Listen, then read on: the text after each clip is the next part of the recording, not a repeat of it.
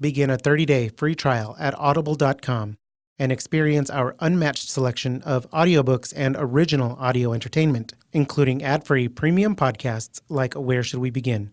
With Esther Perel. Listen in as the foremost authority on modern love, Esther Perel, meets with real couples and their stories become your stories. Join Audible today and receive a free audiobook on us. It's an office sitcom, right? Bernie was almost like a Luddite. Yeah, I think he was, to a certain extent, a tool of these people. You might believe that your genius money manager can get you 700% return, but no one has the ability to rewrite history and turn stocks into bonds.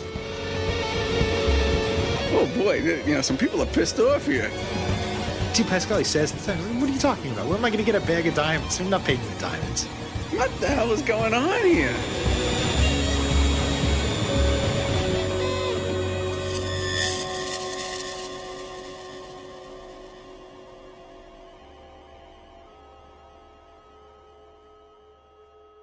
We had these very, very long interviews, hours and hours and hours and hours.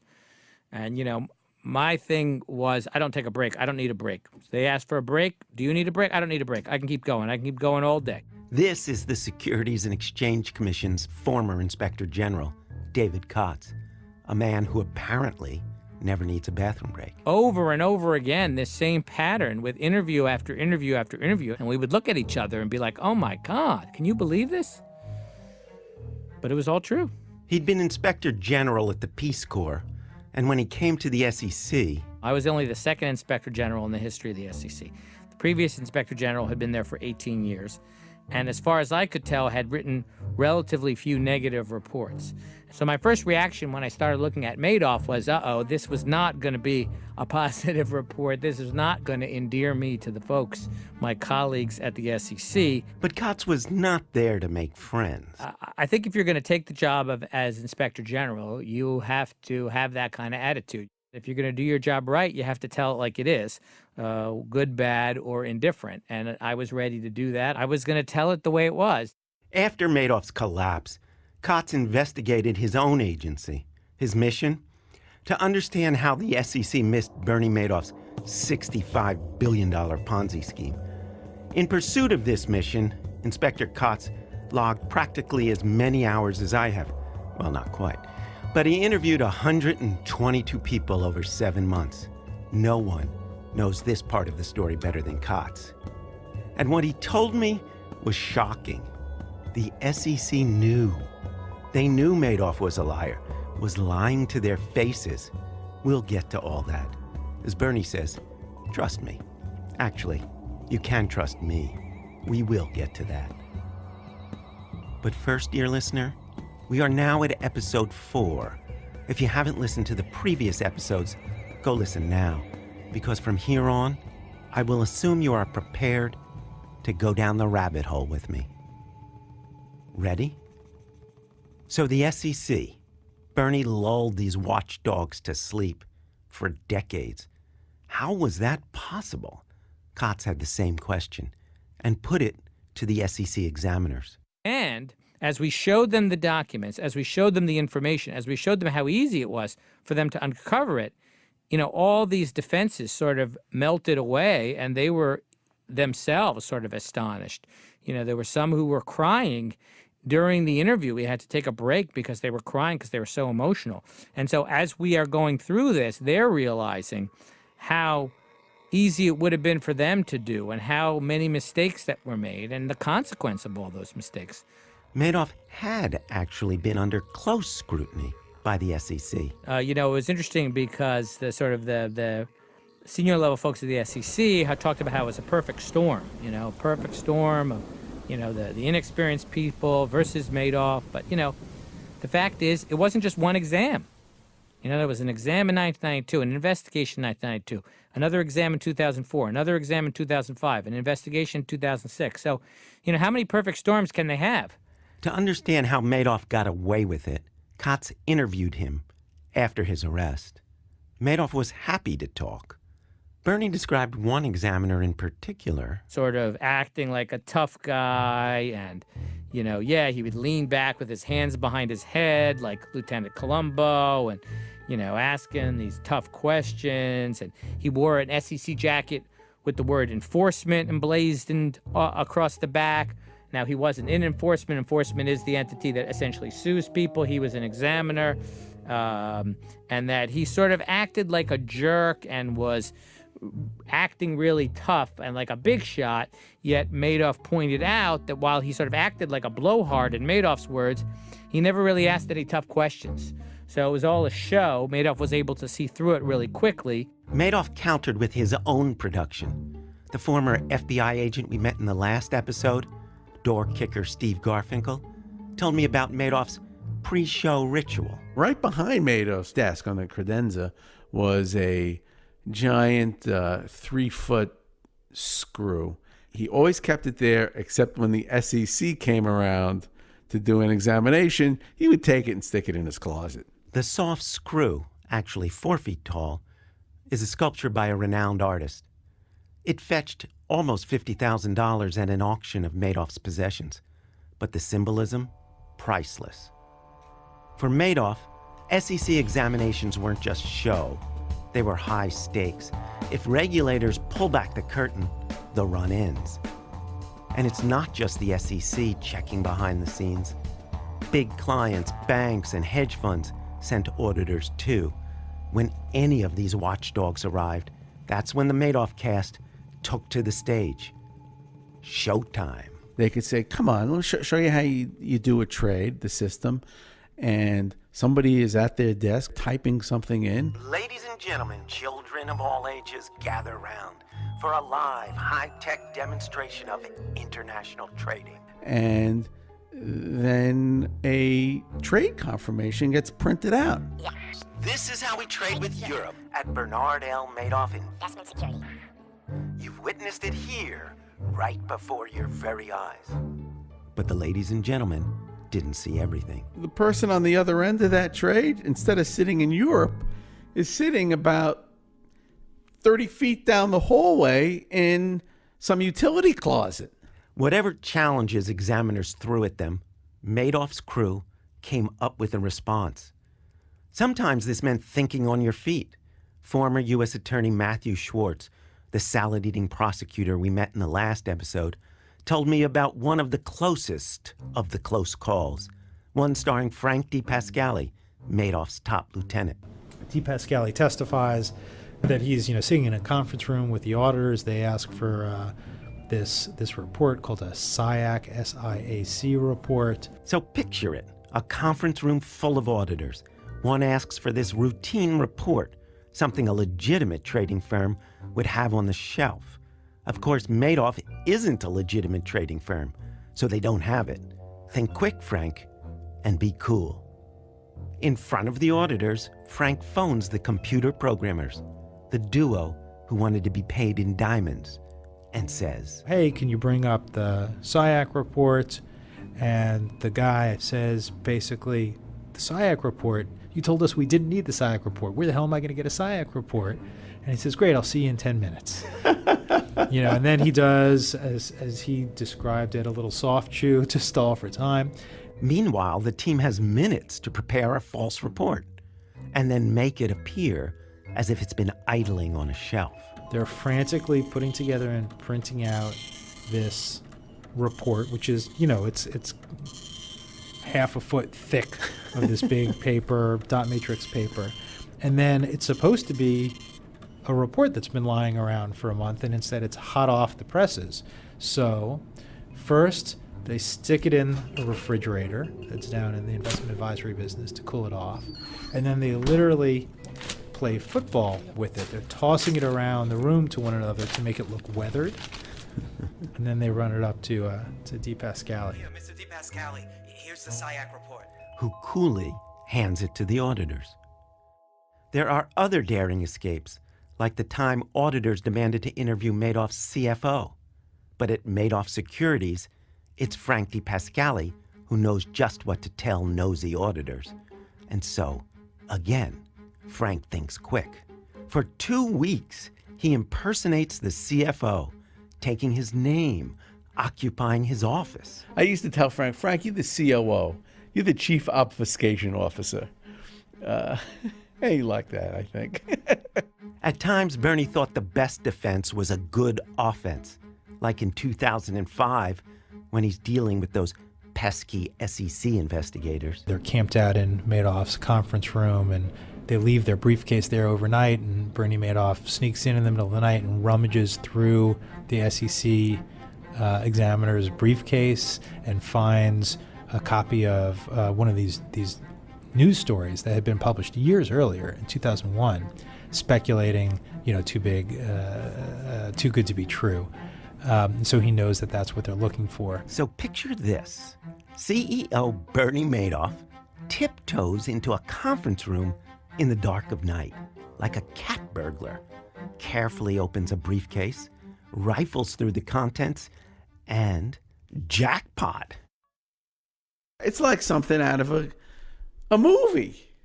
I mean, you really don't even think that this is possible, but sure, why not? What he discovers is that the SEC isn't even looking for a Ponzi scheme. They're after Bernie for front-running. For Bernie, this is a huge relief. Front-running isn't complicated. Bernie had a legitimate market-making business. That business bought and sold hundreds of thousands of shares of stock every day. So say someone places a big order, buy me 100,000 shares of IBM. Well, that's going to drive up the stock price. Simple supply and demand. So now say Bernie decides to pause before executing that big order, just long enough to buy some IBM for himself. Now, as the price rises, he pockets some profits. He's running in front of that order. So why is it a relief? Front-running. It's a dead end. Rumors and suspicions of front-running had been powerfully useful to him over the years, as Madoff explained in a 2012 deposition, never before heard publicly. The original stories going around was the reason Bernie can do these trades was because he has this huge amount of order flow available from the market making side. And he must be front running the orders. That was it. It was like, now I know how you can do this. Before we couldn't figure out how you could do things that nobody else could do. Did that make sense to you? It did, except it wasn't true. And it was illegal. As if he'd never do anything illegal. Clients could put their minds at ease. Sure, it's insider trading, but at least profits are real, not just some imaginary Ponzi profits or something. So Bernie now knows the SEC is after him for front-running. Perfect. When they asked him for things that he didn't want to give, then he got really angry. Then he was angry. He would throw things. He would, have a fit. They talked about how his veins were popping out of his neck. His voice level got loud. And he kept saying, why do you need this? You're looking for front running, which was sort of an type of insider trading that really the examiners were looking at rather than what they should have been looking at, which was the Ponzi scheme. Not just any Ponzi scheme, the largest Ponzi scheme ever. I mean, it's actually not that difficult to uncover a Ponzi scheme if you're the federal government. There are ways that you can go and see where trades are cleared. And there is a depository called the Depository Trust Company, DTC, that basically has records of trades that were cleared. And so if the allegation is the guy isn't trading, then you can go to this place and you can see whether he's trading. And guess what? SEC examiners did go to the DTC. They asked me, where are the securities for the clients? And I said, at Depository Trust. Do you have an account at DTC? He said, yes. They asked him his account number. 646, that's my account name. He gave him the account number. And when I left that meeting, I figured that's it. They got me. He thought Monday morning he'd be going to jail. I lied to them and said they were at the depository, and I figured for sure they're going to call the depository on Monday morning and find out the securities weren't there. But when they called the DTC, they only asked if he had an account, and he did. But had they bothered to compare the amount Madoff claimed he had with DTC and the actual amount in his DTC account, they would have discovered that the totals were off by billions, with a B. They would have discovered the mother of all Ponzi schemes. Certainly the SEC was incompetent. Impossible to deny that. But the examiners weren't idiots. The baffling part is this. The examiners did figure out that something was wrong. I got a hold of notes that an SEC examiner scribbled during a 2006 interview with Madoff. Scrawled in the margin, lying during exam. So why then didn't they get to the bottom of it? One thing all those SEC investigations shared in common, they were run by junior examiners. One was just a few months out of school. None had ever investigated a Ponzi scheme, and Madoff was very effective at manipulating junior examiners. He charmed them just the same way he charmed overeager clients. He seduced them. He was the former chairman of the NASDAQ, an insider who confided he could let you in if he chose to. I mean, I think, frankly, they were very happy to just be hanging out with Bernie Madoff.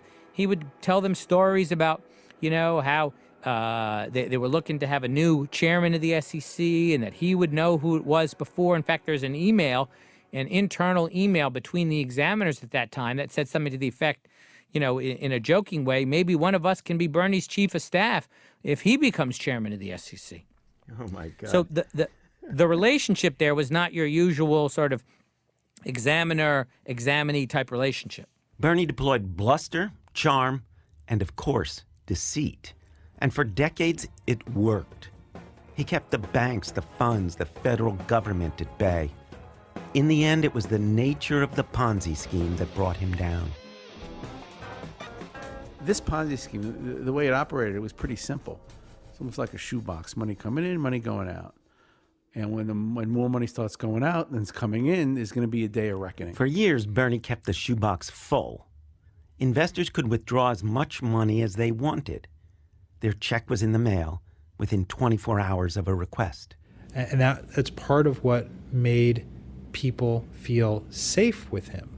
It's why people felt safe treating him like a bank and not as a hedge fund, leaving their retirement savings. Because they knew if they wanted to buy a car, they could always just withdraw, a little bit, and it would be there, no problem, no questions asked. Then comes 2008. The economy collapses. Customers want more and more of their money returned. The shoebox is emptying. Bernie is frantic. He holds up in his office the thing he'd feared for so long, the thing he went to elaborate lengths to avoid, was finally happening. It was the inevitable. He was going to be revealed. Bernie was no genius. He was a fraud. The day it all really came tumbling down, which was on December 3rd of 2008. Bernie calls Frank into his office. Bernie had looked like he was under tremendous stress. He kept taking his blood pressure, calls him in, and he says, it's over. It's all coming down. It's all been a fraud. It's all a house of cards, and it's collapsed. Frank's reaction was disbelief. Frank knew they were committing a fraud, but he'd assumed it was something more complex, something with a secret European safety net. I think he even told us, he asked Bernie, what about the assets in Europe? There were none. It was over. And Frank goes and he finds out that, the last date that the account statements went out was November 30th, and it was about $65 billion. Bernie didn't even know the size of the whole scheme. And so the author of the greatest financial fraud in history didn't know what he had wrought. So how could Bernie so meticulously evade detection for so long and still not even know the size, the details of his own fraud? One answer, he fooled himself. So one of the first questions I asked him was, did you provide the SEC any forged documents? He said no. He said, in fact, he provided the SEC the same documents that he provided his clients. So I said, yes, but weren't they both false, forged? He said, no. I said, all right, let me try it one more time. He said, didn't the documents you provide both to the SEC and to your customers, didn't they purport to show stock purchases and stock positions that weren't real. And I remember he thought about it for about 30, 45 seconds and said, yeah, I guess I can see how you might view them as false. And I thought that that was an indication of, one of the ways he was able to perpetrate this. He was able to almost convince himself that what he was doing was real. In prison, he turned to a staff psychologist. The psychologists say people go to war and, they kill people. And then when they come out, they realize they don't know how they're able to do it. And some people can't recover from it. Right. But you compartmentalize these things. You say, you rationalize it in your head. You say, I'm killing bad people. Well, with me, I thought I was going to be able to come out of it. Certainly he was a master at compartmentalization. But that story still has Bernie Madoff as the hero and protagonist. There's another explanation, one that is darker and endlessly more unsettling. There were actors who filled the shoebox, who held him down, pinned under the weight of his own lies.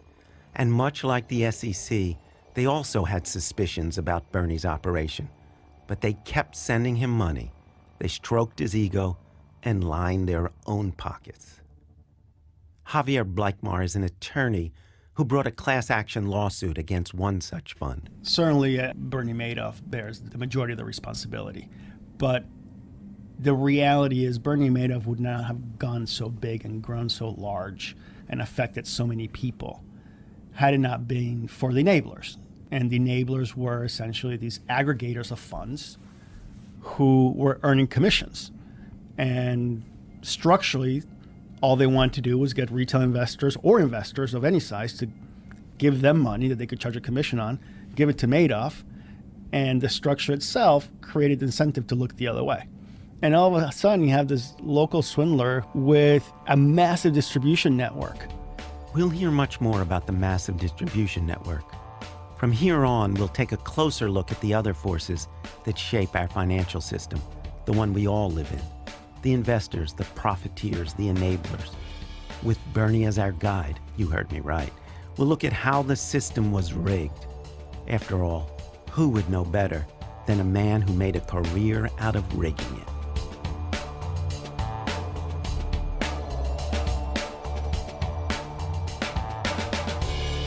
Next time on Ponzi Supernova. The fact that Jeffrey Pickow had a heart attack and drowned in his pool, you can congratulate me on that. It's like a freak show. At no time throughout this whole process, anybody did the right thing.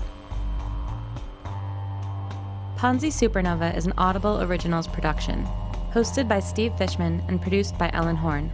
Our production team is Kelly Prime and Todd Whitney, with help from Jane Cohen. Colin Campbell is our editor. Our score was created by Darren Gray, Mike Cruz, and Glenn Kochi. Our audio was mixed by Mike Cruz. For more information, go to ponzisupernova.com. This is Audible.